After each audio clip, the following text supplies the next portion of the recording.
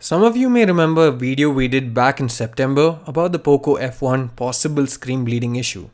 Now Poco and Xiaomi have officially spoken about the same, and they also contacted me personally, so I thought I'd bring this update to you guys.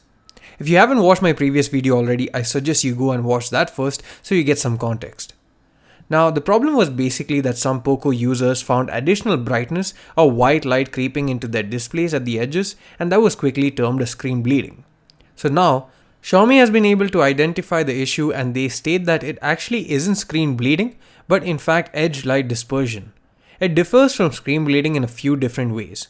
One of the differences is that it doesn't spread over time and deteriorate the quality of the display further. Secondly, it isn't an issue with the display panel itself, but rather the backlight. The LED that's used to light up the display is inclined at an angle that's less than ideal, and as a result there's some light bouncing off the display and onto the edges. Now this is a hardware issue itself and not one that can be corrected with software updates, and thus the issue exists. Additionally, they also said that there was an issue where people assume that their phone is affected looking at the gradient on the Xiaomi power screen, which the brand has since rectified and removed from MIUI 10 onwards. Now, Poco didn't say that the issue didn't exist, but they did clarify that due to technical difficulties in production, some units were affected, and they approximate this amount to be less than 0.3% of F1 users. Now this issue isn't uniform, and in units that are affected too, is not really visible in some, but is quite evident on the others. That's pretty unacceptable if you have something that's really visible, and you shouldn't have to live with an affected unit.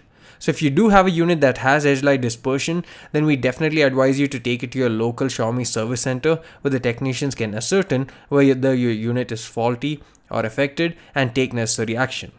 It did take some time, but I'm glad that Xiaomi didn't brush aside this issue and is accepting the fact that some units are affected and is offering solutions too. They also mentioned that they're putting extra measures in place to ensure that such instances are minimized and aren't repeated in the future. Thanks for watching this video. See you again in the next one.